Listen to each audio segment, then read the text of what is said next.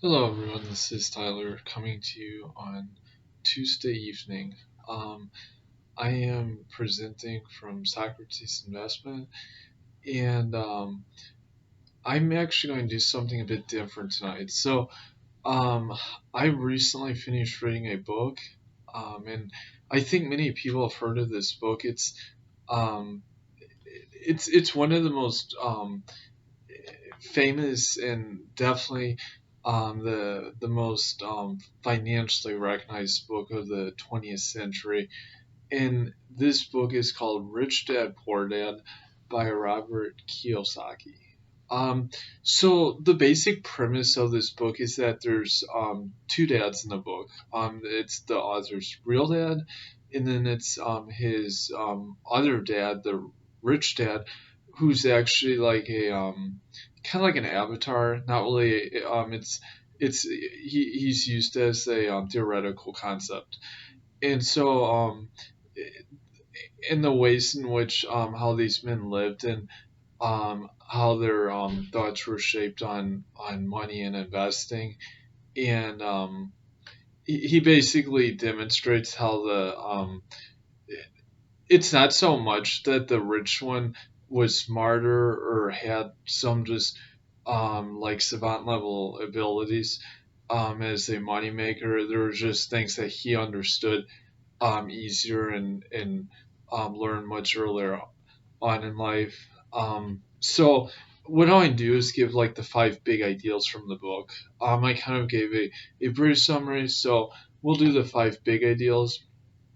The poor and the middle class work for money, while the rich have money work for them. I think many people have heard this, and this is very much the truth. I mean, when you look at like in a common example that the author gives is or Kiyosaki is that we often work, or I myself am still an employee. I work in finances, um, but we often work like I work like 10 plus hours a day in my job, and you often don't think about it, but um, you'll say how like work doesn't really matter to you, but you still spend so many hours and it's one of the most effective ways for not like becoming firstly for not becoming wealthy, and secondly is not allowing money to work for you. Okay, so the second ideal is that it's not how much money you make that matters, it's how much money you keep. I can't emphasize this point enough, and if there's any philosophy since I finished university that I've embodied, is this one. This is by far the biggest thing I would any I myself am younger. I won't say how old I am, but since I finished university, the past few years, I would recommend anyone who's like in their 20s. This is one to look very heavily at because I think at this age is when often people start diverting their attention to like a particular living arrangement, driving a nicer car, taking certain vacations, and that all like affect their bottom line, and ultimately it's there's many ways in which you don't have to say make a lot, but if you know how to reduce your expenses, you'll be a lot further ahead after say a few years. The second one is that rich people acquire assets while the poor middle class acquire liabilities that they think are assets, and I think this is pretty self-explanatory. There's always like those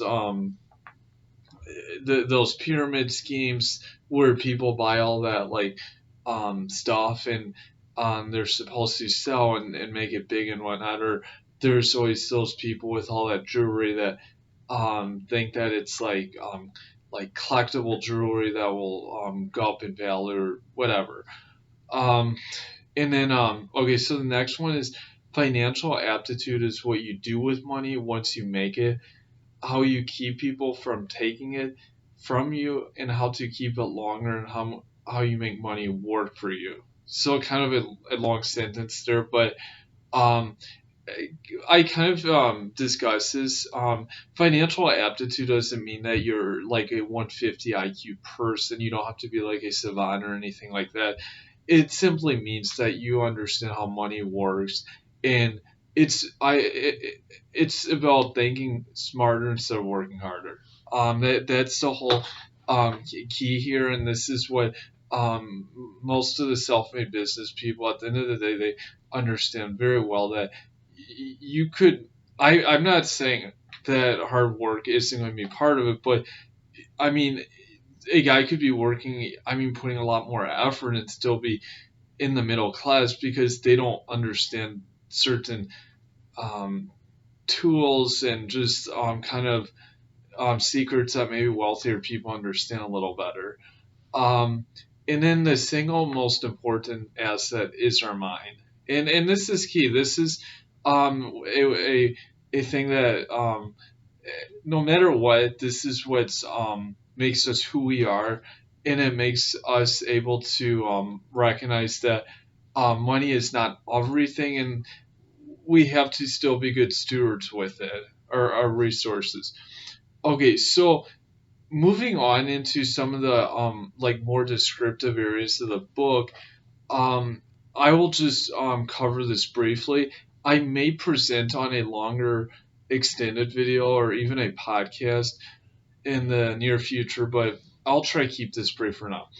Okay, so real assets is a big key of this book that Kiyosaki consistently mentions as being vital for someone to become self-made wealthy, and this is how um, you'll make money work for you. Okay, so the real assets fall into these categories: stocks, bonds, income generating real estate, notes or otherwise IOUs, royalties from intellectual property such as music, scripts, and patents, and anything else that has value, produces income, or appreciates that has a ready market. And so those things are all very like I think understandable. Bonds, that's maybe like a savings bond that appreciates like at 4.5% or something a year, like a government bond. And like music royalties and that's actually that's another thing I think, or another podcast I might do down the road. I myself am involved in the music business, so I understand that one quite well. And um, that's actually an area where there's probably more kind of unfolding there than you would have seen, say, 20 years ago when the book was written. So um, as he says, if you work for money, you give the power to your employer. If money works for you, you keep the power and control it. Um, and another interesting quote he says is, each dollar in my column was a great employee working hard to make more employees and buy the bus and new Porsche, which this quote basically implies um, that adage. I think many of us have heard that an employee is often like a um, it's an expense for a company, but it's at the same time it's what produces a great deal of their value, or a business for that matter. And they're the ones obviously whose time is of, I guess, less valued in a sense. Now, he also reminds us that Kiyosaki reminds us that financial IQ is made up of knowledge from four broad areas of expertise, and these are accounting, investing, understanding markets, the law, and a corporation earns everything. Or no, that's actually for a different topic. But um, these four areas are all very key areas: accounting, investing, understanding markets, and the law. And the area though that he actually puts the most emphasis on is of all of these is probably accounting, or is investing by far. So just so you're aware, he's very much in tune with that and everything of that nature. So the other thing too, he puts a lot of emphasis on his marketing and sales, often very under under or underutilized, and they're not areas that many people have learned how to effectively worked on. And this relates to the Pareto principle, which implies that 80% of output is produced from 20% of input. In other words, if a company has um, if they have production, or a company that has a production of 80%, um, that's coming from 20%, probably more like 10% of its employees. In other ways, that 80% of profits that a business owner sees is coming from 20% of their customers or clients, or 80% of their outcome is from 20% of where they put their focus. And in this case, he says that 80% of typically, or he's seen cases where 80% of the results from business revenue is due to 20 or is due to the sales and marketing. So very key. And the other thing too, he also puts great emphasis on is the management skills needed for a business owner, because management skills is something that that's what allows business owners to kind of conserve their most precious resource, which is time. It's knowing how to allocate duties effectively and efficiently, and how to what task and to assign certain people, and it breaks down the system. So the four main system or the four main categories of management skills he emphasizes is management of cash flow, management of systems, management of people, and the most important specialized skill is actually something I just talked about, which is sales and marketing. Those are the four main management skills he he recognizes as being um, most key if someone wants to become a successful entrepreneur.